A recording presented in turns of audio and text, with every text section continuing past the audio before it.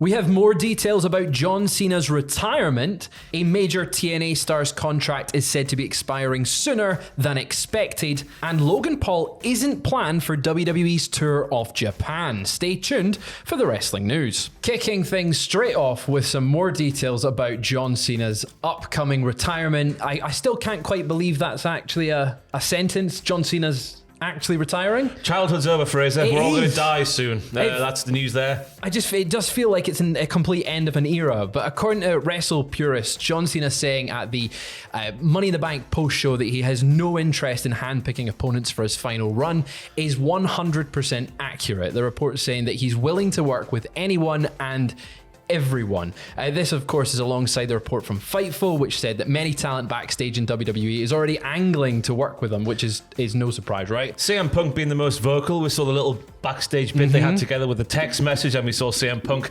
doffing his proverbial cap on Raw last night. You think about names like Randy Orton. If Vince McMahon was still here, you would maybe guess that the final Testament's Karrion Kross would beat John Cena inside 7 minutes at WrestleMania, and that would be the end. But thank goodness we're past that now. So any name is literally on the cards here. I tweeted out as soon as I heard this, I want Baron Corbin versus John Cena at WrestleMania, just to round things off. Why not? Because now I feel like people would actually respect that a bit more than NXT fans would do. Yeah, right. I don't know if the main roster fans have caught on yet. Baron Corbin deserves that respect. But yeah, there's so many names that he could mix it up with. I think, as you said, Punk is sort of that top choice for many people right now. We've not seen it since, 2013 of the latest. Sounds right to me, Fraser. Sounds about right to me. The thing that has opened up as well is a potential world title reign before he's done, because he is tied with Ric Flair. You would assume that maybe want to get John Cena above Ric Flair for one reason or the other. Who's he take a title off? I don't know, because they're two very... You assume Gunter, although Damian Priest and Rollins' interactions last night on Raw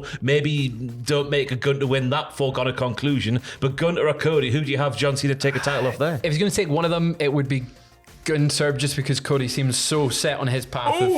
Yeah, I know. Do you think we'll see Cena win the title one more time? I think we will do, just because he's there for 30. I think the quote was 35 to 40 dates over a year span. There's time for a short title reign. There's plenty of time. Yeah. I don't know who from, though. His last one was 2 weeks. Yeah, exactly. So, yeah, give him another title reign. Let us know in the comments below if you think he'll win that title. But staying with Money in the Bank just a minute. Of course, we saw Chelsea Green put in one hell of a performance, actually getting thrown off the top of a ladder, which is a spot that I didn't expect to see when that match started. But then as the match went on and it was getting more and more insane, it worked for me. I described it as like it's one of the most brutal things you'll ever see, because she even did a twist in midair, but also something you would see that wouldn't look out of place in Swan Lake. The backwards table bump with the twist there from Chelsea Green. Yeah, but she has been receiving lots and lots of praise backstage. This comes to us from Fightful Select. Or several sources within WWE reached out to Fightful, just saying that people have been singing her praises, and one continued by saying, one area of particular interest was Chelsea Green's promotion of the match itself. WWE officials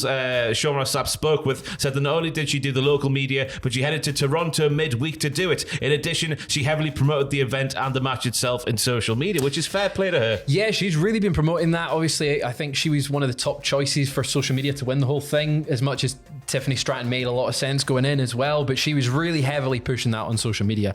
In regards, though, into the final spot of that match that we mentioned, the table spot, the report notes that Green was very comfortable taking the bump to end the match and treated it like a no big deal situation, with the report saying that those that Fightful had heard from were very happy with how it all unfolded and said that she did the spot as safely as possible. Yeah, she's got previous to doing this kind of thing in Impact back in the day. Lucha Underground, she had a gnarly match with Penta, which the highlights are on Twitter if you want to go and search those out. On Straight to Hell, way back in those lockdown days, she revealed she was doing stunt work around there, so she's not adverse to a little fall from a high thing. You just know that it happened in TNA. Jordan Grace tweeted out just before the match with that gif of her falling off the top of a ladder through two tables on the outside, and you just know that the TNA social media team were kicking themselves that a champion of theirs beat them to the punch. Yeah. But moving over to some AEW sort of related news just now. This is also linked with WWE. According to Mexican sports newspaper Record, Stephanie Vaquer has received contract offers from both WWE and AEW. Now, the report notes that Vaquer has been offered multi-year deals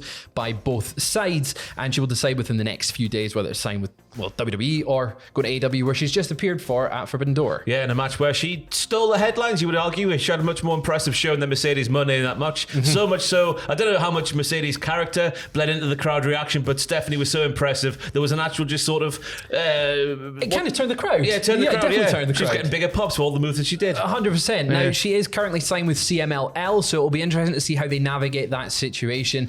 From what I understand, in past, they have let people out of long-term deals to sign with a big American company, but she is quite a big name for them, and as she's becoming this rising star that both companies want, you'd imagine they'd want to keep hold of her a bit longer. Yeah, and she showed in that match with Mercedes Money. Mercedes, one of the biggest names you'd say still in women's wrestling today. She hung in there, and as I said earlier, stole the headlines and showed that she could hang with the best. She absolutely could hang with the best. You mentioned one of the best women's wrestlers in the world at the moment, and we're about to speak about one other one, Jordynne Grace, because her contract is said to be expiring much sooner than expected. Yeah, Grace herself confirmed on Gigantic Pop this week that her contract is actually up in January, in a few months, like 6 months time, Fraser. Yeah, that's not long. 2025's in 6 months. WWE sources immediately told Fightful that she's expected to get interest from them upon her contract expiring, that she's made a good impression thus far. Surely her relationship with NXT in particular has got to be some form of tapping up if her contract's up that soon. Look, hey, Jordynne. This is how prominent you'll be. You lost the match at the last big PLE. She's getting a try before you buy scenario right here. She'll get heavily pushed, you'd imagine, if she does move over to WWE. There's no secret that they're a big fan of her, particularly Shawn Michaels. She had that big showing in the Royal Rumble, actually taking it to Jade Cargill and Bianca Belair. She was eliminated Bianca Belair, so there's some little matches that they've set up already for her if she goes to there. It's just interesting that TNA's amended that contract, because it was originally set to expire next summer, and they've seemingly amended it to expire in January, which is crazy. You would maybe think, this is just me spitballing off the top of my head, that there's some talent exchange deal in place potentially. We have seen NXT players, I don't know why I went with players there, but NXT superstars going over to TNA, likes of Charlie Dempsey and Tatum Paxley. God, the name escaped me for a second there. So maybe there's something in place for that in exchange for Jordynne Grace joining them as a fully, ratified superstar of their own. It is those sort of crossovers, though, that we've seen, and Jordynne Grace is undeniably one of the top TNA stars. Joe Hendry, one of the undeniably top TNA stars. When will we see some of those top NXT stars move over to TNA for a little bit? If there is, as you said, or speculating, there could be a little agreement in there. It has been very one-sided so far. Just a little bit. A little bit. We're going to round things off with some news about the upcoming WWE tour of Japan.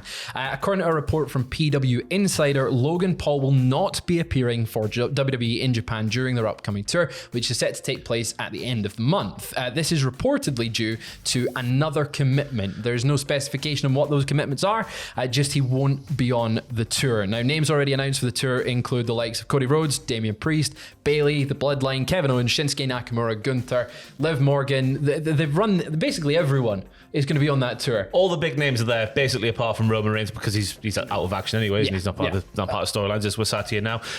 Obviously, you see Logan Paul, you see Japan, you start to put two and two together, you go back to 2017 when he canned YouTube for everybody involved for doing one thing or the other, and you maybe think that might play into it, or there might just be the fact that Peter Insider's report is, as it says on the tin, a little bit of Ron Seal. He wasn't planned for the event, so he's not being used for the event. It could well be that. He doesn't often go on these international tours, to be fair to him. He's not been on the WWE tour for the UK, he's not been on the European tour, he's only really been working televised dates and pay-per-views, or premium live events as they're now called. But yeah, no, it's not quite a surprise that he's not on the show, but also double not a surprise that it's Japan.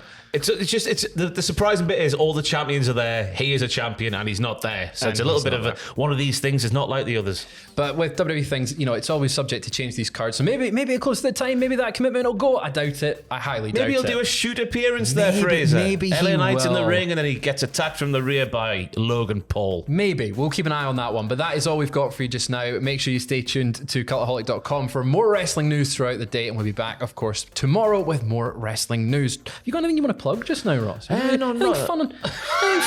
What are you working on? Just catching up on the weekend's wrestling for the podcast, which will be 6 hours this week. No doubt it's going to be a beefy one. Catch you then.